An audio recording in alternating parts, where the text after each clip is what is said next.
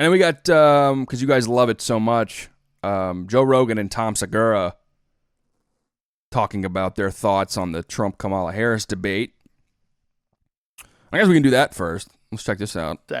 Whoever's helping her, whoever's coaching her, whoever's the puppet master running the strings, you did a fucking amazing job. She did a great job. They did an amazing job from the moment Biden drops out, forcing Biden to drop out.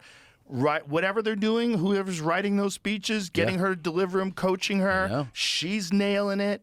She nailed that one speech. She's like, "Say it to my face." Oh yeah, everybody's cheering. Yeah, she nailed it, dude. And then last night, to me, when I was like, "Oh my God, this is jujitsu," where she's like, "If you go to his rallies, his crowds are boring. They're tired. They all leave early. My crowds are the best crowds. I have the number one crowd." He couldn't help himself. And she got him. She baited him on that. She walked him right into it. 100%. 100%. See, the difference in that debate was not a difference in like who's going to have better policies, who's going to be better for the country. The difference in the debate, in my opinion, was who was better prepared. She was way better prepared. Yeah. Yo, so I agree with that. What Rogan said about the gotcha moments in that debate, and what he's referring to specifically is one of the parts of the debate that really annoyed me. A lot of Trump supporters are going to hear him go and stand up for himself when she says things like that and come back with, you know, my rallies are in arenas, like nobody's leaving, nobody goes to your rallies. All that shit to me is valid. Like, I agree. When I heard Trump say that, there was a part of me that was like, yeah, bitch. Because I watch his debates or his rallies. I've checked out hers. There's a big drop off. You know, Trump is packing arenas like fucking Metallica, dude. And nobody's leaving them. They're packed till the end. But here's the thing. Another part of me.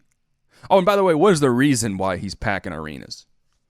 Is it strictly for his policies? Or his policies and his border wall? Is that the reason why there's a full arena of people yelling for him? I think half of it is that. And I think another half of it is the riding the wave, man. The popularity. He's a populist candidate. Period. Now, our electoral college system, when it comes to voting, doesn't really allow for all that much populism, in my opinion, which I don't necessarily agree or disagree with. I'm pro-populist. I'm not really sure. Like, I'm not, again, I don't claim to be an expert on anything. If you're listening and you agree with me, great. If you don't, tell me why in the YouTube comments, please. I welcome disagreement because I'm not 100% on anything at this point. I believe in populism. I think Trump is the most popular candidate we maybe have ever had. But he's also the most unpopular. Like, this country is in a weird place right now anyways. Let me see. Give me one sec here. Either way, the reality is he does pack the arenas. His shit is better visually. And the experience of a Trump rally is probably much better and much more exciting than the energy of a fucking Kamala Harris. But at the same time, do people look at his rallies and go, well, he's going to win? No. Because we know it doesn't work that way. That's not how it works. Here's the thing. And this is why it was a gotcha moment. Because the people that don't like Trump, and even some of the people that do like Trump, cannot stand his repetitive, I'm the winner rhetoric. Okay?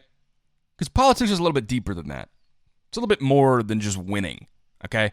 And now look, I like Trump. I'm on the side of Donald Trump. And when he says something like that on stage, on the debate stage, he's right. He is right. He's an accurate statement, and he's probably it's a go fuck yourself moment for Trump. But I don't think it came off that way. It's the same thing with the border. The border is probably the most important subject, in my opinion, in this election, because I think it's such a problem. And we're going to get to Springfield. We're going to get to having cats for dinner. But here's the thing. Trump has to have a different playbook now. He's got to come in, and I said this already, I'm not going to keep harping on it, but he cannot come in and allow her to get him, to bait him like that. Because that's what it was. She knew, look, she knew that he was going to go off when she said that. She should have been like, oh, people leave your rallies because this and that. He should have came back with, well, at least my rallies are organic and about politics and not just a rap concert. That's what he should have said. Something along those terms. Okay? At least I don't have to have high rap celebrities fucking perform and people left your rally after the performance was over because they're not there for you. At least they're there for me. And that should be the end of it. And even when it came to answering tough questions, instead of answering, she would just say things that she believes. Yeah, sure. And they sounded real good. Yeah, that's a soundbite. That's called being a savvy politician. It's also called being someone who's working with a team versus someone who's like, they said Trump, that deal was the best deal. They've never seen a deal like this before. They said, how did you put that deal together? People said that was just brilliant. Yeah, I know. He was like, he's not working with a team that's like, I mean, I know he's doing like mock debates. I know he did one with, I think he did one with Tulsi Gabbard, but someone needs to like tell him, like, you've got these tiny little windows and you should have all the words ready for those windows. He started there should out, be no repeating things. Yeah, he started out strong. Yeah. Because I out of the gate, everybody can't help but get in their own way who they are, right? And for him, it's like, okay, don't get fucking crazy. Like, I'm sure, the thing is, like, don't say wild shit. Don't say people are eating cats. Eating cats and dogs. And, they're fucking coming in here eating all our pets. And, you just watch it and you're watching this thing, you're like, what? And this is fucking insane. And then for her, they're just basically like, don't laugh like a stripper. Like how every time you come to a podium, you're like, well, that's fucking a panic. Calm down. It's a move that like comics will do when their material's not that good. They laugh. They laugh through it. Oh, Joe, you were on a roll there. Here's my problem, man, with Joe Rogan right now, is that, hey, man, you don't have to compare everything to comedy. Because not everything is comedy. Not everything is stand-up. Like, I'm a huge fan of stand-up comedy. Okay? I'm not a fan of you guys and your craft. It's not a fucking craft. Okay, I've done stand-up comedy. I did open mic for like 2 years. Okay, I moved on. I found that I enjoyed this much more. I enjoyed the broadcasting or whatever side of entertainment, and I got much more to say about this than I do about dick jokes.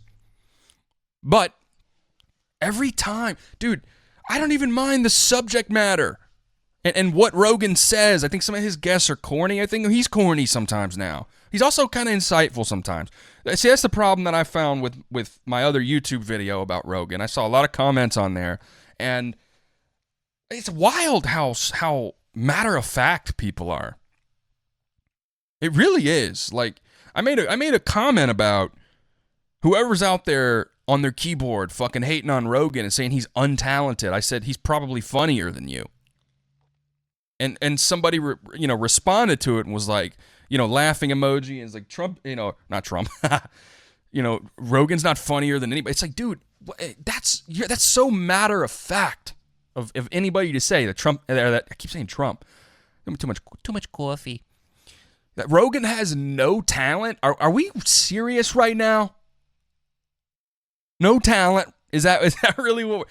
He has plenty of fucking talent. And yeah, Joe Rogan is funny. He's a funny guy. Do I think he embraces being funny anymore? Not really. He's too big. He's too famous. He can't. He doesn't know what to do.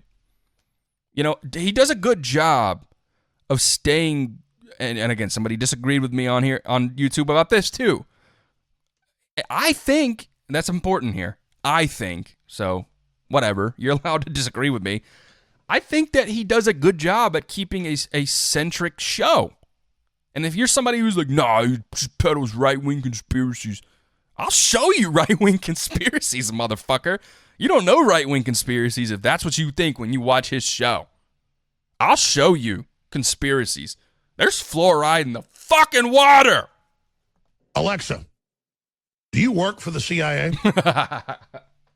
I'm goofing, of course, but I stand by my statement. Rogan can be funny. Tom Segura is funny.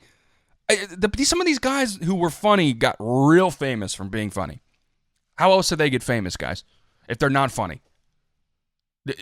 Mr. Matter of Fact guys who comment on my videos. Love you. Thank you for watching. But let's have the conversation. How did they get famous? They got famous off of stand-up comedy, man. Yes, that includes Joe Rogan. Okay? Nobody even watched the fucking UFC back then, except for me. My weird family. But I didn't see Rogan on TV on the UFC and go, oh shit, it's Rogan. I'm just used to his voice. He's always on there. Okay, he didn't get famous with me through Fear Factor.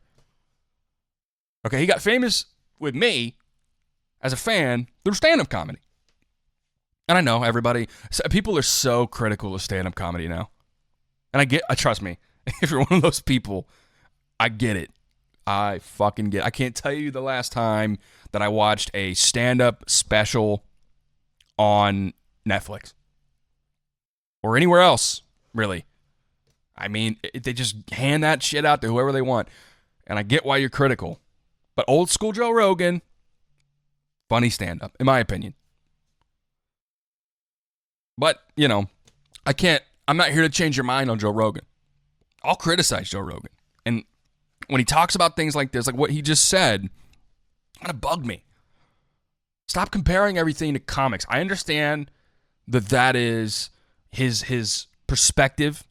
It's what he does, his craft. But at the same time, and same with Tom Segura, but at the same time, you guys are grown men. You guys are in your 50s. Rogan's 60, I think. Like, you have nothing else to compare. You've lived a whole life of more than just stand-up comedy. Like, that's the best intelligent take that you can have on the debate is it's always got to come back to stand-up. Exactly. Yeah. But then you remember, this is somebody, like, take away your politics or whatever you believe.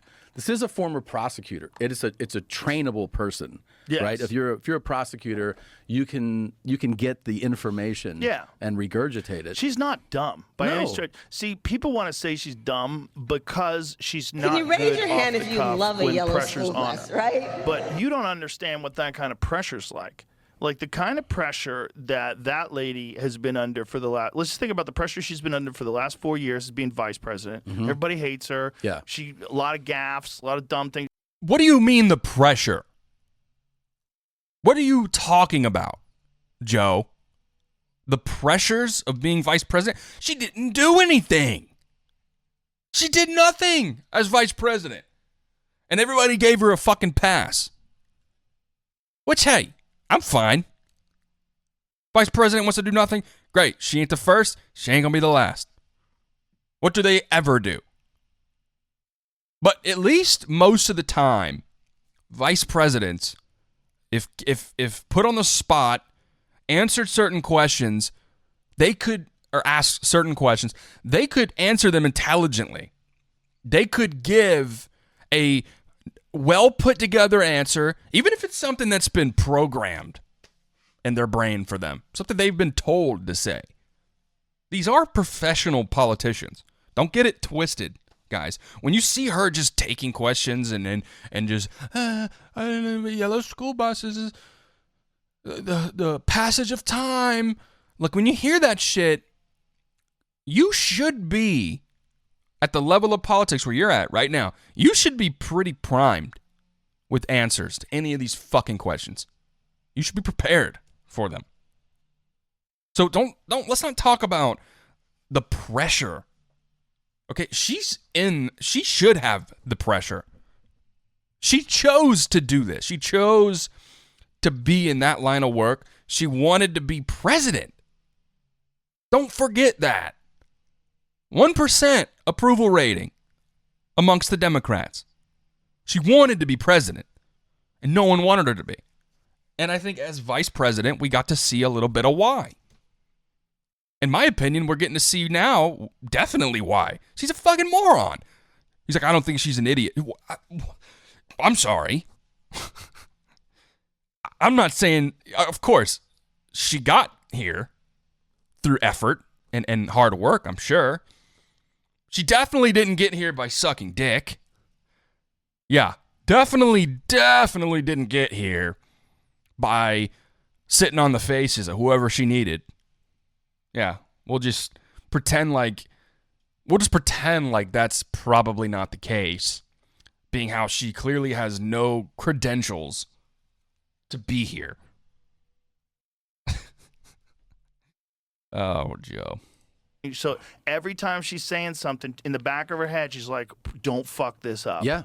They're going to come for you. They're going to use this against you. Don't say, did you just fall out of a coconut tree? Yeah. Don't say that one again. Yeah. You know what I mean? It's like, so there's that You kind of think pressure. you just So fell out it's of a very coconut hard tree? off the cuff. But when you give her time and prepare her, like last night. It's a good showing for her, for sure. Very, very good showing. And unfortunately for him, like the thing that he does that it's just, look, he can do it better than anybody alive is just riff. He can go out there and have a crowd of people and he's funny, man. He does things about, like, he did an Elon impression the other day. It was hilarious. He's very funny. He's killing. People. He kills like a comedian.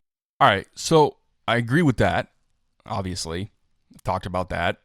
I agree with the debate as well. Like, I believe she performed better. I believe she was more prepared. But my biggest thing with what he's talking about, he's right about Trump, being a master riffer. I love when comedians say riff. Just riffing. But to me, that says something about your confidence, your character, your ability to deal with important people, right? If you don't get buckled under the pressure of being that popular, being that viewed, being that you're speaking in front of that many people, okay? He's not nervous on the debate stage. Kamala Harris was a nervous wreck for 5 minutes. Dry throat. He was winning that debate for a minute, and then she got him, and that was it. And she got him in a choke. He couldn't get out of it.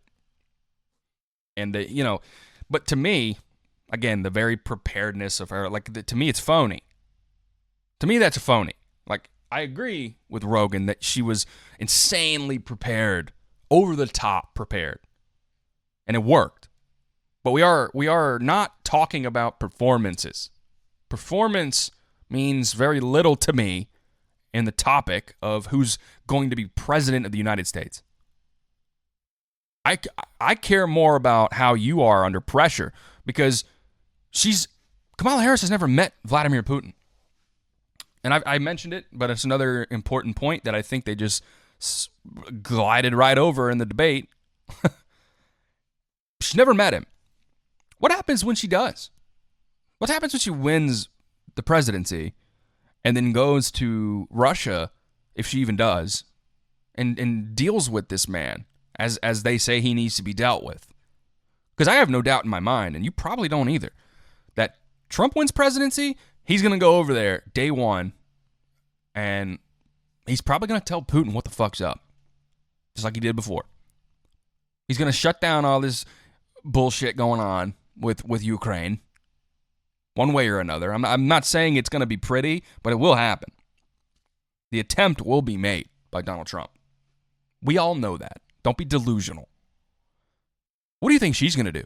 That's some big fucking pressure to go deal with somebody like Vladimir Putin. Or any of the other leaders, Xi Jinping.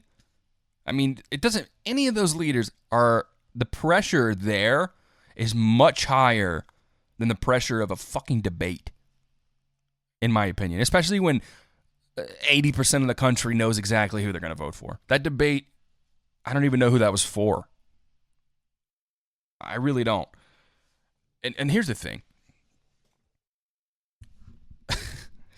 I have no faith in her being able to accomplish anything of substance on her own accord with some of these leaders like Vladimir Putin. I don't see it happening. I have no faith. I don't care how prepared you are. See, you came to the debate overly prepared with ways to beat Donald Trump in a debate. That's great. Good for you. I have no doubt in that. Okay? it's again, that's just a debate. You're spent all this time studying Donald Trump. You can do the same thing for Putin. You're gonna study 2 decades, 3 decades of Vladimir Putin to understand. Are you gonna go over there with Putin gotchas? How are you gonna handle that? I have no faith that she's gonna handle something big like that. Who don't like the guy still will have to acknowledge that he's funny. He's funny. Yeah. He's funny like a comic. Yeah. You Of course, know, like a it's just comic. like we don't necessarily want that as the guy with his finger on the button. That's all it is. Sure. That's the thing that freaks people out. Can we stop with the finger on the button garbage? Can we stop pretending like whoever's our president is just sitting by a button that's going to launch some nuclear weapons?